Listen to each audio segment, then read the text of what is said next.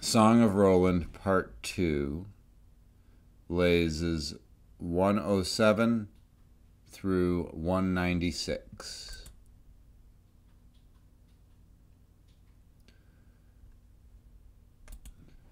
So,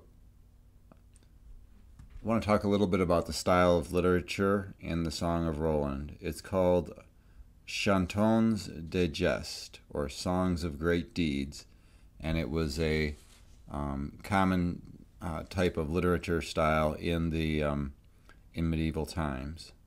The original poem was written in Old French.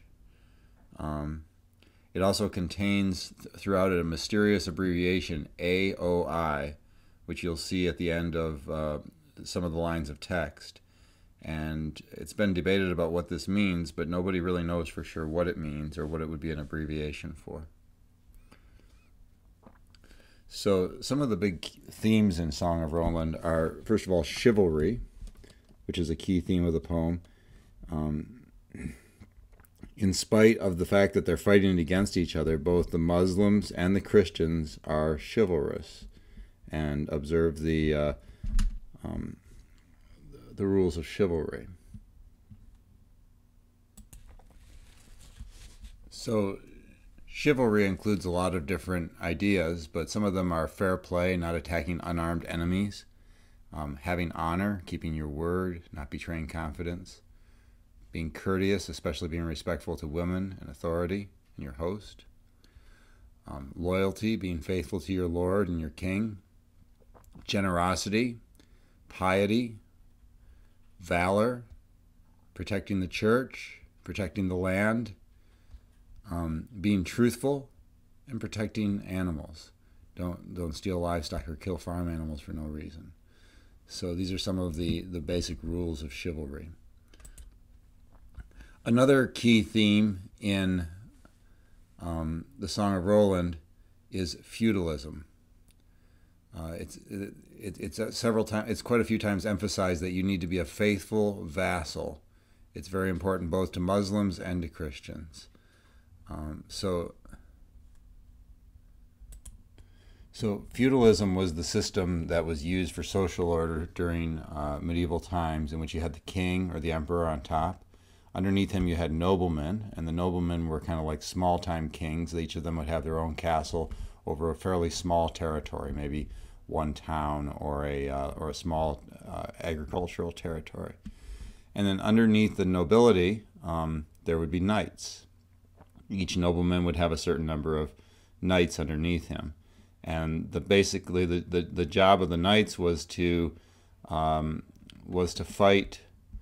And the noblemen themselves were also knights, but was to fight for the nobility and to make sure that to basically be the defenders of their country. And then at the bottom of the chain you have the peasants who do the work. So the important thing though is the the relationship between the knights and the nobility and the king. And this is what's called a vassal relationship. The noblemen are the vassals of the king. In other words, the king will give them land that they can rule over if they will serve the king by giving him military help when he needs it.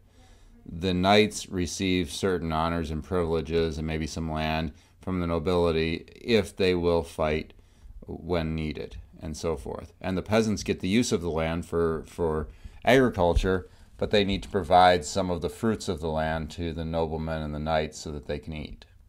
So that's the basic feudal system. The last theme in the book is the holy war. So jihad is the Muslim word for holy war, is integral to Islam. It's one of the principles of Islam, is that you would spread the faith through holy war. So this is a big difference between Islam and Christianity. Christianity is usually spread by evangelization, by trying to convince people of the faith and converting them through their own reason. Jihad is spreading it by the sword. And Roland, throughout the poem, seems to regard the war on the Muslims as a type of holy war. which is why he opposes making peace with them at the beginning when they have the council. He says, no, don't make peace with them. Let's fight to the end. And while the others are saying to make peace. So this was written at the time of the First Crusade, around 1200 A.D. The whole book was written at that time. And the Crusades are kind of a shift in Christian thinking from that Christianity was kind of a religion of peace to the idea that maybe they need to fight a holy war with the Muslims because that seems to be the only type of convincing that they would understand as far as evangelization goes. Then I want to go over the 4 key parts of the Song of Roland. There's 4 key things that happen in the book. First is Ganelon's treachery. All right, he betrays his country. He betrays Roland. He betrays Charlemagne by basically setting this whole thing up where Roland and the rear guard will be defeated by the Muslims. Then there's the Battle of Roncesvalles, and the death of Roland. So when that happens, it kind of throws the scales of justice off, right? It seems like that evil is winning now. Ganelon's treachery has succeeded. The good guys are killed off in the Battle of Roncesvalles, including Roland and Oliver and all the heroes of the book.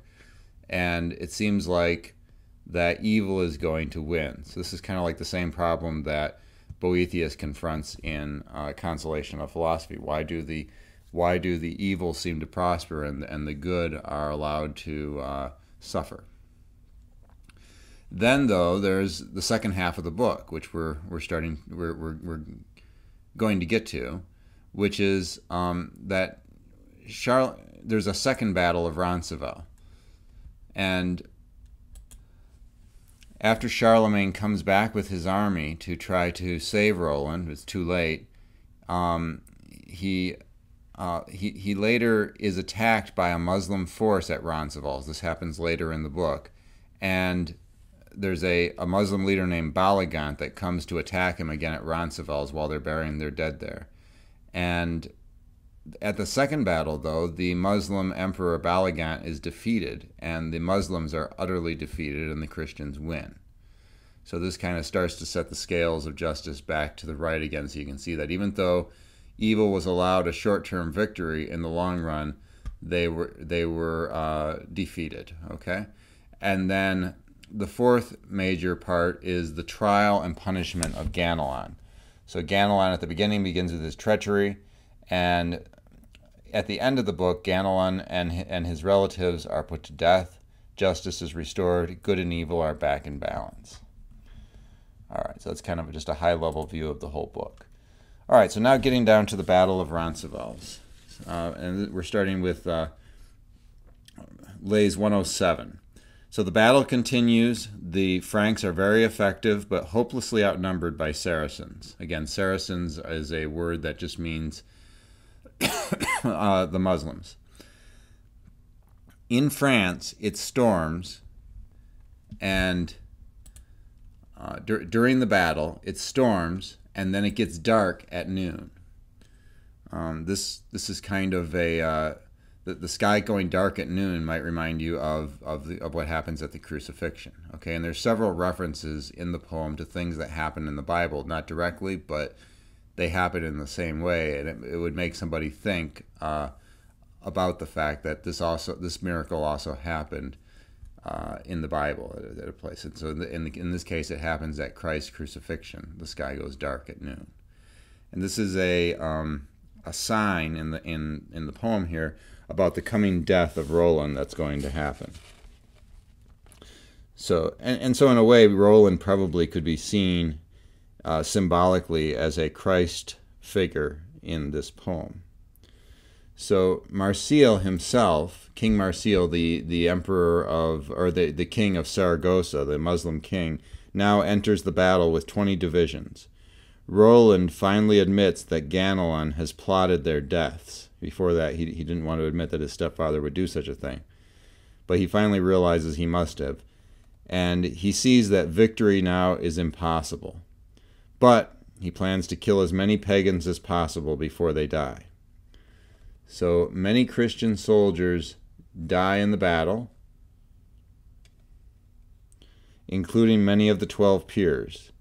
The archbishop also fights valiantly, and the troops fighting hard are calling Mount Joy, which is Charlemagne's battle cry for his troops.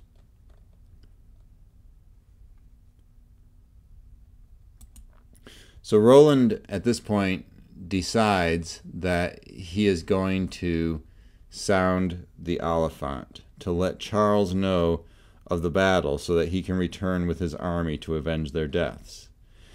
Before the battle had begun, you might remember that Oliver had asked him 3 times to sound the Oliphant to let Charles know that there was going to be a battle so he could bring the army back before the battle got going and help to prevent a disaster. But Roland refused. He was too proud. But now Roland, now that there is certain defeat at hand, Roland decides, yeah, let's go ahead. I'm going to blow the horn and let Charles know. That way, even though we're all going to be dead, he can avenge our death.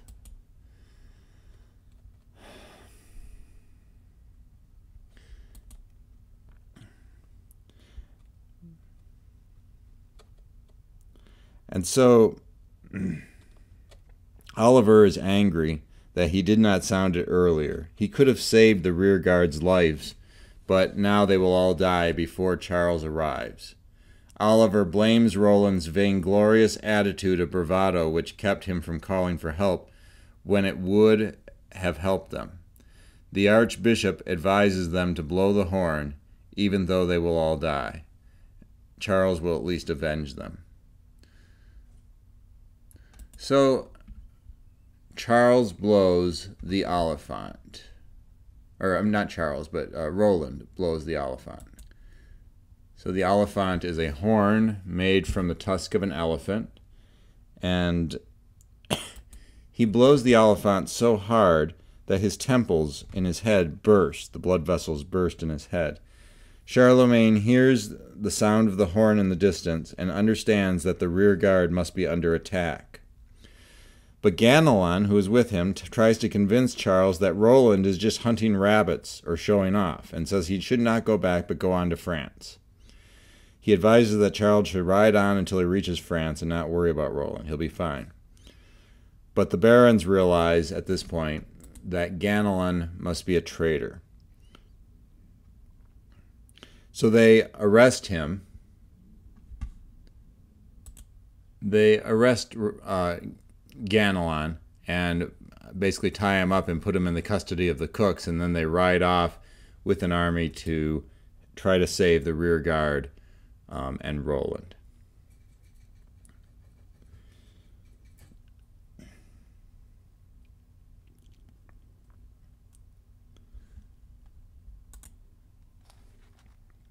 So Charles' armies blows their horns as they return to let Roland know they're coming. This scares off many of the pagans, and they flee, realizing that Charlemagne is returning with his army. At this point, I'm going to read you a short excerpt, verses 133 to 135 from the Song of Roland. And you can see here, this is about the blowing of the horn and the some of the repetition involved there too in the poem. Roland sent the Oliphant to his lips. He takes a firm grip of it and blows with all his might. The hills are high and the sound travels far. A full 30 leagues they heard it echo. Charles heard it and all his companions. The king said, "Our men are doing battle." But Ganelon made this retort.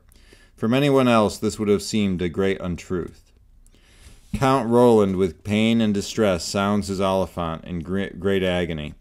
The clear blood gushes forth from his mouth, and in his skull the temple bursts. The sound of the horn which he holds carries far. Charles hears it as he makes his way through the pass. Duke Naimes heard it, and the Franks listened to it. The king said, "I can hear Roland's horn. He would never have blown it if he were not in a fight." Ganelon replies, "There is no battle. You are old, hoary, and white-haired. Such words make you seem like a child.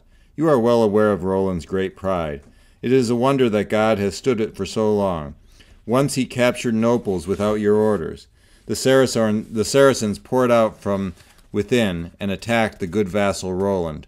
Later he cleansed the blood from the meadows with the water so that no one would see what he had done. For a mere hair he would blow his horn all day. Now he is just boasting before his peers. There is no army on earth who would have dared attack him. Keep riding. Why do you delay? The great land of France is very far ahead. Count Roland is bleeding from the mouth. In his skull the temple is burst. He blows the Oliphant with pain and anguish. Charles heard it, and so did the Franks. The king said, "The sound of the horn is long drawn out." Duke Naimes replied, "A true vassal makes the effort. In my estimation there is a battle. He who wants you to be faint-hearted has betrayed him. Arm yourself and shout out your battle cry, and ride to the aid of your noble household. You can hear clearly the distress cry which Roland sends."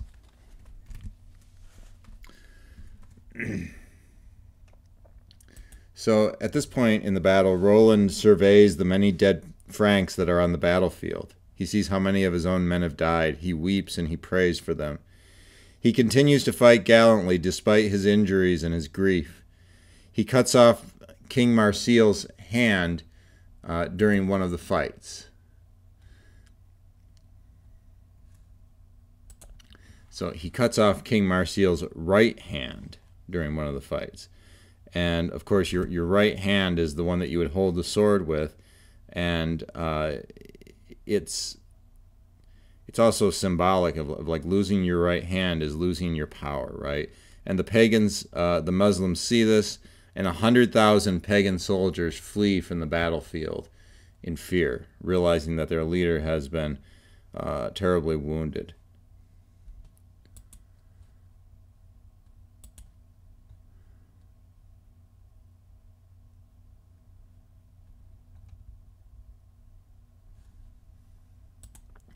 So Roland's friend Oliver at this point is mortally wounded, but he continues to fight on. Roland faints on his horse. Oliver's vision becomes confused and blurred due to the loss of blood. He accidentally strikes Roland on the head, splitting his helmet open, but not cutting him. He apologizes to Roland and is forgiven. So he hits him accidentally because he can't really see who he's hitting. He sees somebody there, he thinks he's attacking him. He strikes him on the head, splits open his helmet, but luckily Roland isn't hurt. Oliver lies on the ground to die. He prays before dying, and Roland weeps for his friend who's dying, and he faints again on his horse.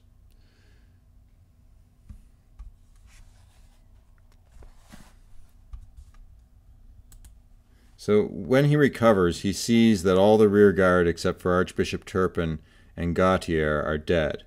Gautier dies, the Archbishop is wounded, and Roland collects the dead noblemen and he places them side by side on the battlefield for the Archbishop to bless. When he brings Oliver, he is overcome with grief and faints. The Archbishop at this point goes to fetch water, but he dies on the way. Roland realizes that his death is near now. His brains are oozing from his ears. He faints, and a pagan at this point tries to steal his sword while he's asleep. But Roland wakes up just in time to stop him from taking the sword. But Roland is weak and dying. He realizes that when he dies, his sword Durendal will fall into the hands of the pagans. And so he tries to destroy Durendal, his sword, by smashing it on a rock repeatedly, but to no avail. He's not able to destroy it. So Roland prays and confesses his sins. He offers God his right hand glove, the sign of his vassalage, and then he dies, and the angels take him to heaven.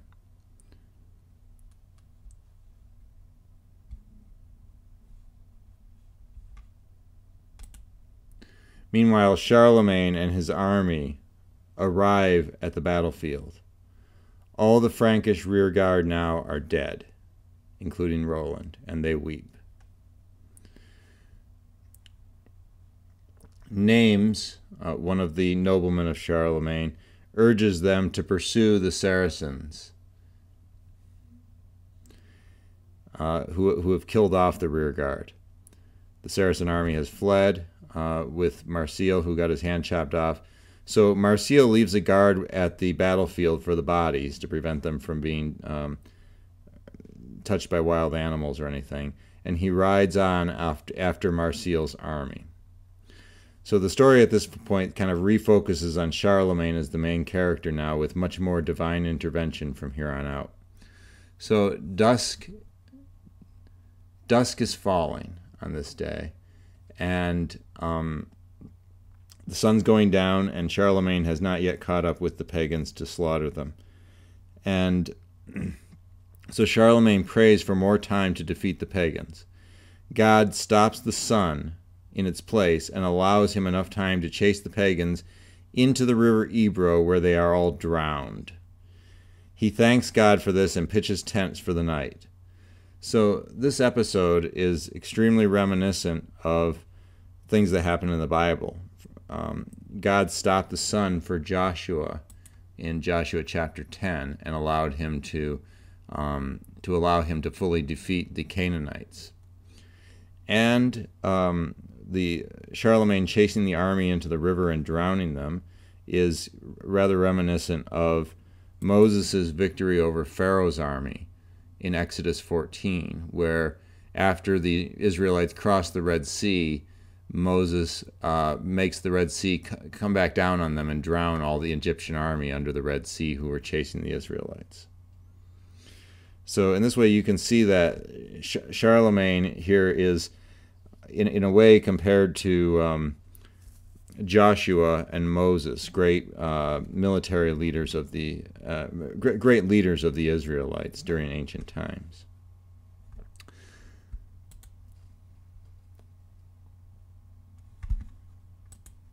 So that night, Charlemagne has a dream while they're camping by the river Ebro.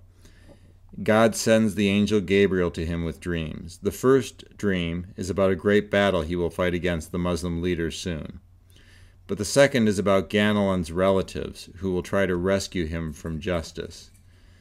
In the dream, there's 30 bears in the dream that try to rescue another bear from justice, and this represents the 30 relatives of Ganelon, who will try and save him from being put to death for his treachery. So King Marsil makes it back to Saragossa. His hand has been chopped off. He laments the loss of his men, his son, and his hand, who are all lost in the battle. The Saragossans tear down their idols, including Mohammed, Turgamont, and Apollo, and they curse Marsil for having lost the war. So they tear down their idols because they no longer want to worship them. They realize their idols have brought them to destruction rather than victory.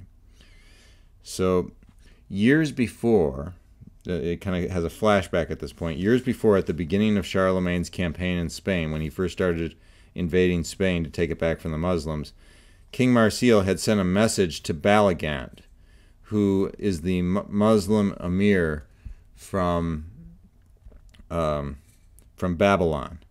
He's essentially the emperor of the Muslims, equivalent to Charles' status in the Christian world, where he's the emperor of the Christians. And he appeals for him for help to fight against Charlemagne. So now, at this point, many years later, Balagant arrives in Spain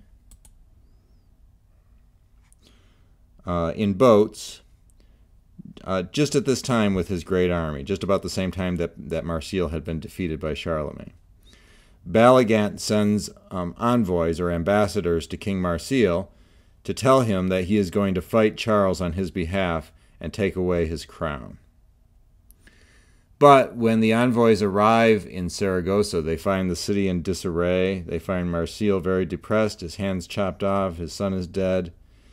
The people of the city and Queen Bramamond are blaming the pagan gods. They've basically rejected the Muslim religion. King Marsil is in despair, and he basically tells the ambassadors that he is giving up his kingdom to the Emperor Balagant, and Balagant can basically just take over because Marsil is basically done being king. He's not going to be a good king with no hand and in total despair.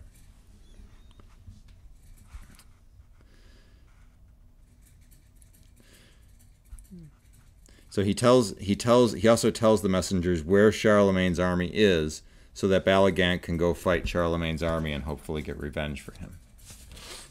So this is about where we end for today, and I want to talk briefly about Ganelon the traitor. Okay,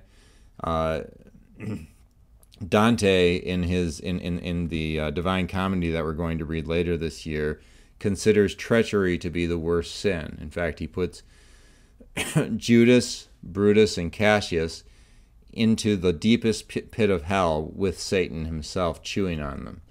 So other famous traitors besides Ganelon include Judas, who betrayed Jesus, Benedict Arnold, who betrayed the revolutionaries during the American War for Independence, and Brutus and Cassius, who betrayed Caesar and helped to assassinate him during the end of the Roman Republic. So, and then there's so these are all traitors who were on the losing side, so to speak, and so they're considered traitors. Interestingly, though, you can think about some other people that also betrayed their country, but they weren't considered traitors. George Washington, who led an army for 7 years against his own country, against his own king, King George III, and England, which, by the way, he had been in the English army for many years before that, and he basically betrayed them and took the other side of rebellion. But because he won, he's not considered to be a traitor. Vladimir Lenin, who was one of the leaders in the Russian Revolution to help to overthrow the king and the traditional government of Russia, and became the first premier of the Soviet Union, also had betrayed his country and his king, but because he was on the winning side, he's not considered by Russians to be a traitor. And then Napoleon Bonaparte, who was heavily involved in the French Revolution and helped to get rid of the king and the traditional mode of French government. But again, because the French Revolution was successful, and in fact the French still have a revolutionary government today, because he was successful, he's not considered a traitor, but a national hero, as are all these people. So what's the difference between a traitor and a heroic revolutionary leader? Apparently it's whether or not they're successful. So another thing I wanted to think about here is what in the text talks about how the Charlemagne had the sun stand still for him, and he also has his enemies drowned in the river. So it's similar to things that happen in the Bible, with the sun standing still, the drowning of the Egyptians in the Red Sea. And what is the author trying to communicate to us by making these comparisons to the great leaders of the Old Testament, to Moses and Joshua, by comparing Charlemagne to them? It's an interesting thought, right?